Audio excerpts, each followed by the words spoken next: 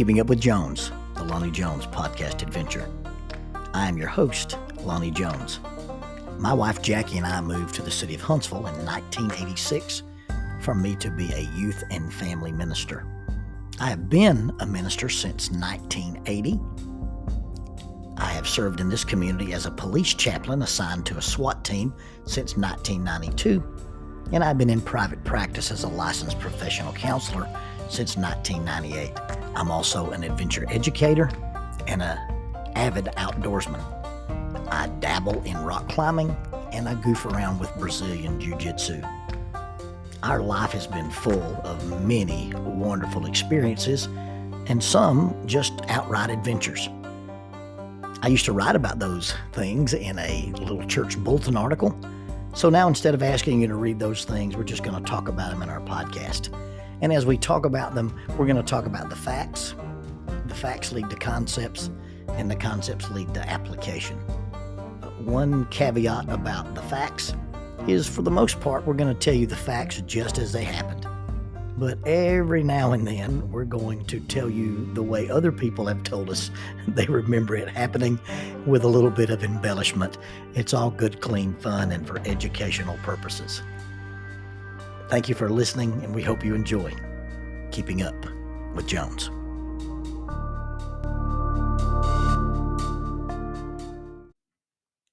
Faulkner University announces a 60% tuition discount for members of the Church of Christ. Now, there are some guidelines. This 60% tuition reduction is applicable to adult undergraduate Bible degrees or graduate Bible degrees from the Curley Graduate School of Theology in the VP Black College of Biblical Studies. You must satisfy all admission requirements and maintain satisfactory academic progress. You must remain continuously enrolled, including summers, until the completion of the degree. You must provide a letter from an elder or minister, preferably on church letterhead, verifying that you're an active member of a Church of Christ congregation prior to your initial enrollment. This offer applies to adult undergraduate degrees such as biblical studies, youth and family ministry tracks, and it also includes graduate degrees. And those are the Master of Arts in Biblical Studies, the Master of Arts in Family Life Ministry, or a Master of Theology, and it also applies to the PhD in Biblical Studies. For undergraduate inquiries, please contact Adult Enrollment, 334-386-7140, 334-386-7140, or Adult Enrollment at Faulkner.edu. That is Adult Enrollment at Faulkner.edu. For graduate inquiries, please call 334-386-7539, 334-386-7539. Graduate enrollment at Faulkner.edu. That is graduate enrollment at Faulkner.edu. Faulkner University is a sponsor of Keeping Up with Jones, the Lonnie Jones podcast adventure.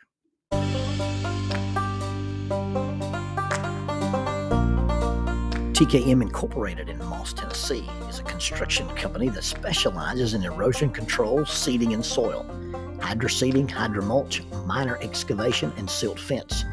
They also provide traffic control and construction signs. Their business is keeping people safe, but their passion, their mission, is they wish that all men could be saved. TKM has adopted the nickname the King's Men because as they serve you, they also serve the King. If they could provide any of their services for you, please contact them at 931-243-3958. That is 931-243-3958. Or you can contact them on the net at tkminc2001 at twlakes.net. That is tkminc2001 at twlakes.net. TKM Incorporated is a sponsor of Keeping Up with Jones, the Lonnie Jones podcast adventure.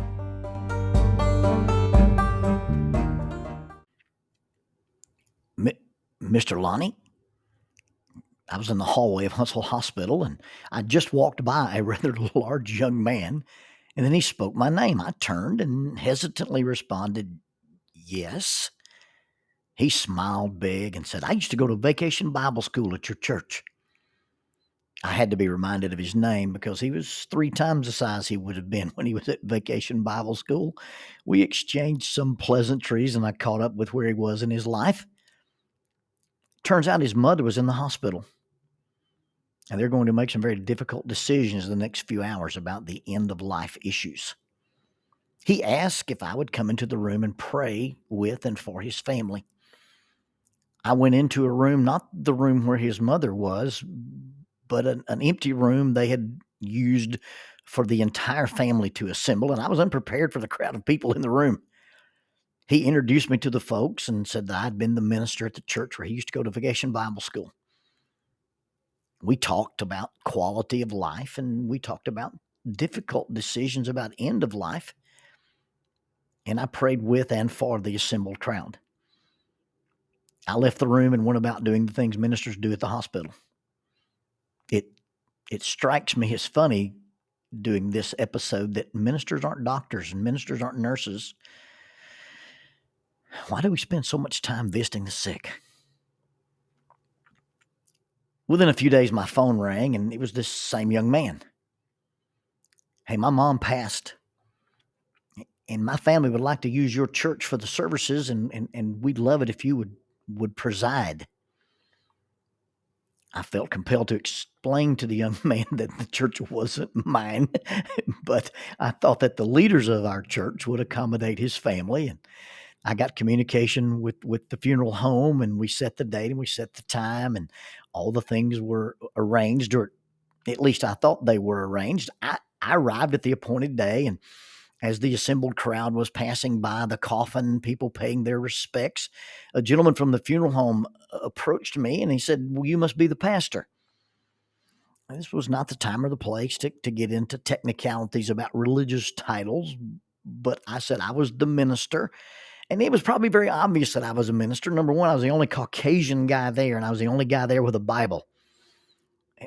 And the funeral home guy handed me the obituary, and then handed me a separate sheet of paper and said, "These are the songs the family has requested." I'm not the music minister, I said. I'm just here to do the eulogy. The funeral director said, "You don't understand. When asked to do a funeral, our people handle everything."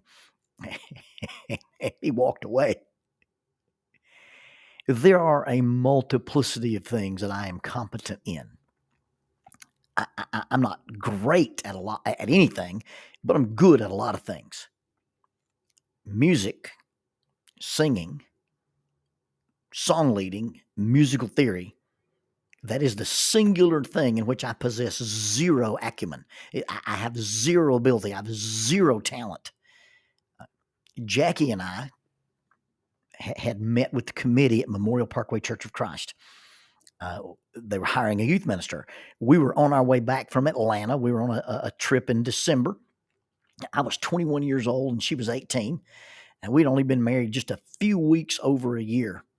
And this church in North Alabama was looking for a youth minister. I'd been down to do a speaking trip in Atlanta. We had heard that they were in search of a youth minister. I wanted to stop being the pulpit minister, the guy who's in charge of the church full time and does all the teaching and preaching. And so we had an opportunity to move back into youth ministry. So on our way back from Atlanta to Salem, Arkansas, we stopped and met with these guys. Now, because we were on this 7-8 hour road trip and traveling back to Arkansas, they didn't want to make Jackie just sit in the lobby. They didn't want to make Jackie just sit in our little car. So they let her sit in on the interview. I sat around the table in the conference room.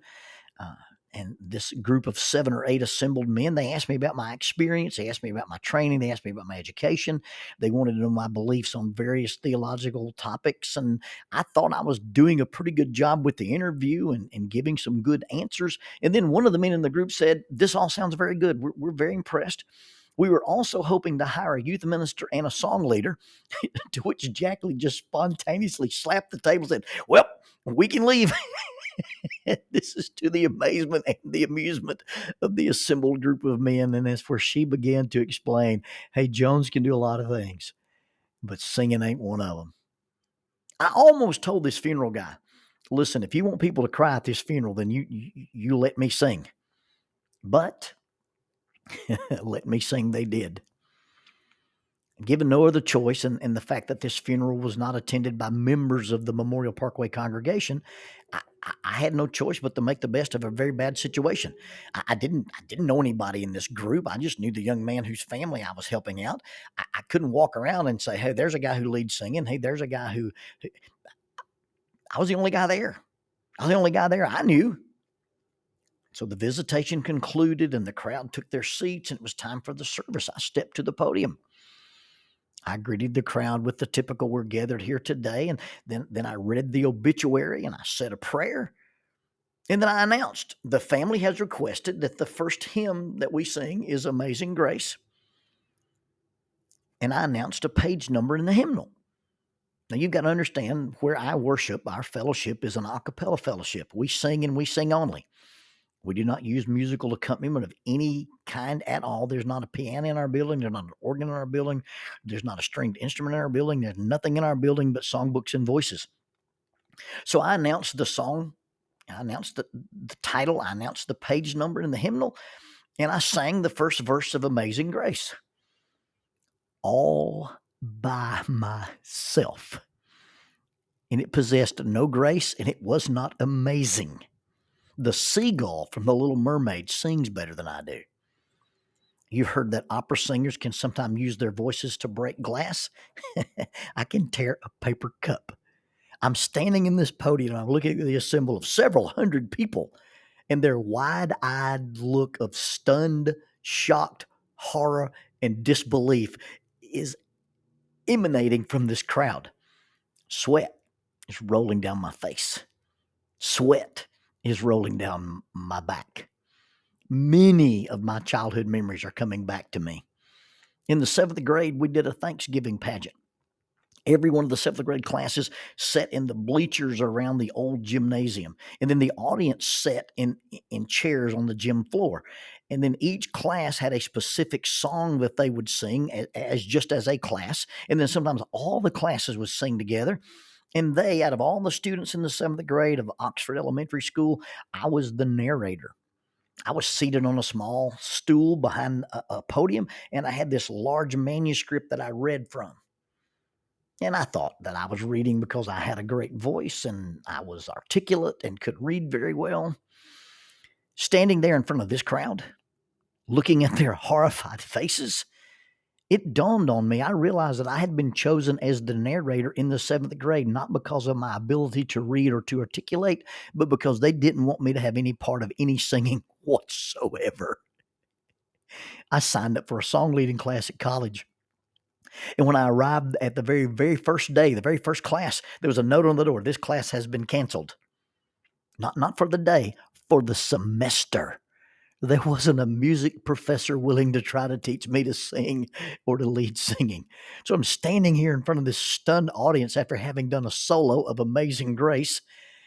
And I explained to the audience, look, since we don't have a pianist and we don't have an organist and we don't have a choir, I think that the music would be better if we just all sang together. The number I announced corresponds with the number in the top right corner of the page of the books that are in front of you. And if everybody will turn to that page, then we can all sing together. And I think the service would be better with congregational singing. I heard that, came a voice from this little old lady seated all the way in the back. I don't remember if the audience laughed or not. But the next couple of songs that we tried to sing, they did their best to sing with me. After the service, I walked outside to get in my car and lead the procession to the graveside. The funeral director asked, "Where is your vehicle?" And I pointed to the used Isuzu Amigo. And I pictured this little white and coral pinstriped canvas top pseudo Jeep leading this line of elegant black sedans, to which he responded, "Oh no, that will never do. We actually have a car for you." And I said, "Well, do you want me to drive that car?" And spontaneously, without thinking, he said, "No, if you drives like you sing, no, we have a driver for you, and he will bring you back, and you tell him when you are ready." It was interesting to me that at the graveside and after the service, that the family members who spoke to me and even some of the congregants who were brave enough to approach me, they would tell me after the service, the words you spoke were very comforting. And they made the distinction between the words you spoke and not the words you sang. As a more mature person now, I have the ability to not only admit that I don't possess those talents, I have the ability not only to admit that this is not my gift, I have the ability to say, I can't do that. I'm not the guy who should do that. I should have just stood up and said, hey, the family's asked for these songs to be sung. That's not something I'm good at. Is there anybody here who is A, willing to sing these songs, or B, willing to lead the congregation in these songs? And surely in a crowd of 150 or 200 people, someone would have possessed the talent that I did not possess. At that time, I didn't understand that being in charge or being responsible, I didn't understand that that meant I could be responsible for finding someone to do it. In those days, I thought I had to be the guy to do it because I was the guy. That was my worst problem of being a young minister. I thought I had to do it all. As my ministry matured, I learned the value of finding and using resources. I built a very successful youth sponsor committee. We developed a great family ministry, or a family-based ministry. In my last 14 years as a youth minister, I had people who could do things I couldn't do. I had people who could do things I didn't want to do. I did the things they couldn't do. I did the things they didn't want to do. And it was a teamwork, and it wasn't dependent on my presence.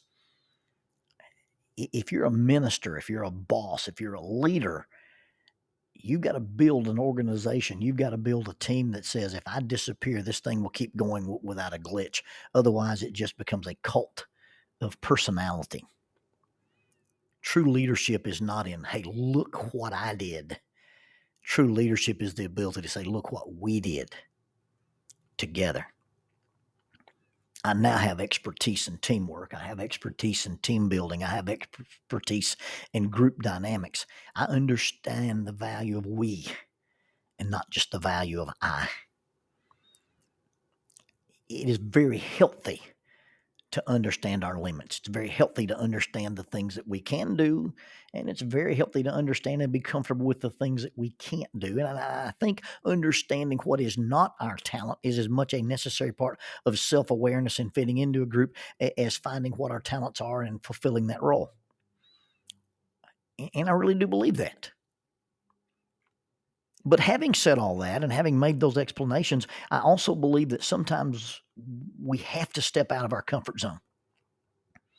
I believe sometimes we have to step up and do the best we can in the circumstances we are in. Because circumstances don't always fit competencies or comfort zones. Crisis don't look at resumes, and a drowning person doesn't care if you have a certificate as a lifeguard or not. You don't have to be a therapist to care, a clergy to minister, or in charge to lead. In the Bible, a childless couple became the father of many nations. A fugitive led a nation out of the very country that he ran from and established a new nation. A shepherd killed a giant. A group of uneducated men who were not rabbis, were told, go and make disciples. A king became a servant. A God became a man. And a blameless holy priest became a sacrifice for sin. Responsibility is not about ability. It's about opportunity. Jackie would ask me, why did you try and do that? Why did you try and do that knowing you don't have the talent? Well, I wasn't the only guy there that could. And I probably wasn't the only guy there that should. But at the time, at the place, and in that moment, I was the only guy they asked.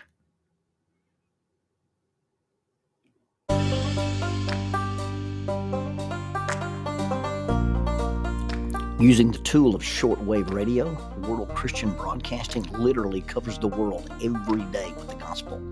They use 2 large curtain antennas. One is located in Anchor Point, Alaska, and the other in Madagascar. They send out messages that are recorded at their international home in Franklin, Tennessee. They make available 40 hours of broadcast every day. The broadcasts are made in English, Chinese, Russian, Spanish, Portuguese, Korean, English for Africa, and Arabic. They would love for your group to visit them. You can bring your ladies group, your youth group, or your men's group. Just give them a call at 615-371-8707, 615-371-8707, or you can go to worldchristian.org, find the Donate Here button, and make a financial contribution to support this work that literally covers the world every day with the gospel. World Christian Broadcasting, in cooperation with Keeping Up with Jones, the Lonnie Jones podcast adventure.